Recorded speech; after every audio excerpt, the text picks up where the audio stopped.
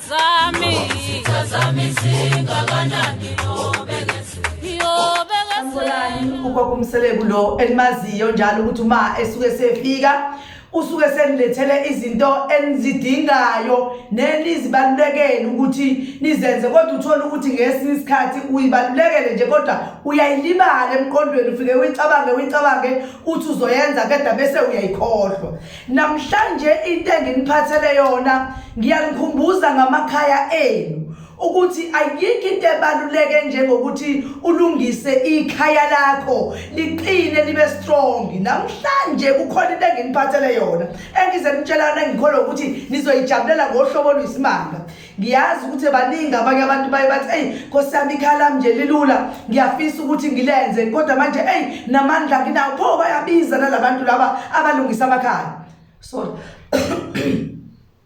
Namhlanje okuyikona enginiphathele kona ke ngithi cha nginazise ngamakhaya ngine special esihle kakhulu ngine special sokuqinisa ikhaya ubethele ekhaya lakho kungangeni lutho ukuthule ukuthi intwi futhi lapho ugogo Mseleku mayibethelile khona akabetheleli ukuthi nisala nalutho nisala nje lihlubekile ekhaya uthi kade kuzobethelwa kusale ekhaya kube sengathi akaze kuze kwenziwe lutho kube kade kuzosetshenzwa ikhaya. Ugogo Mseleku mayizokwenzela ikhaya uyafuna ukuthi manje masenisele ekhaya nisale nibona umehluko omkhulu noma ngabe bekukhona into obuyizame lethi imali ize kakhulu imali phela ukuze kukhomba ukuthi khona into esiyenziwe phakathi kwaleli khaya ngoba ayikho into ebuhlungu njengokuthi uthi ulungisile ikhaya lakho usale kube emnyama niswele ngisho into enizoyidla uzukhalele ngisho qoba imali yakho yokuthi ngikhalela ngisho imali yami engibithe ngilungisa ngayo ikhaya kwasala kwamnyama kanje.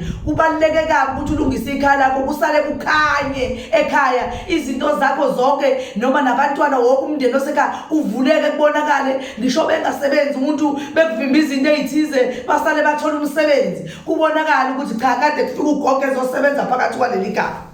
Sengithi ke cha anginazisa ukuthi ngine special sokubethela sokulungisa ikhaya lakho.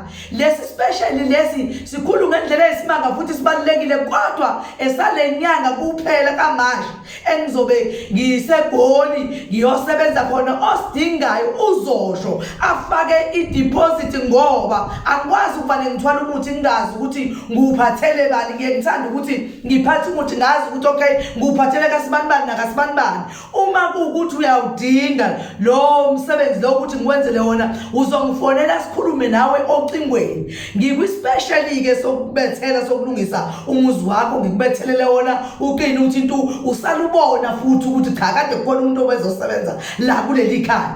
Lesi special lesi lapha sisuka khona sisuka ku-8,000 imali ebengisebenza ngayo ikhaya kodwa ke la sehlele khona uzofona wena ufuna ukwazi ukuthi sikubani njengamanje njengoba ngithi mina special ngizobe sengiyakutshela wena ukuthi njengoba ngisuka ku-8,000 sengehlele kumalini kodwa ispecial senyanga eyodwa.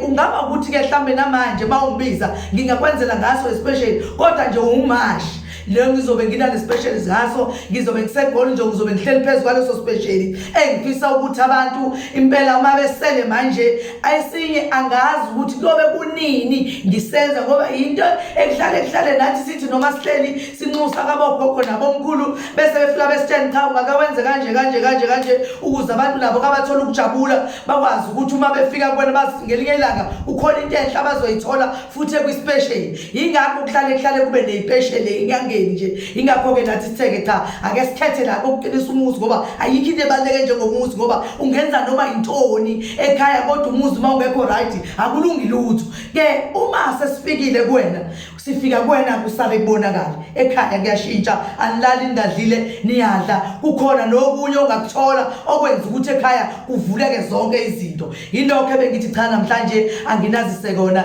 yileso special. Ngiyabonga amakhosi amakhulu Thokoza.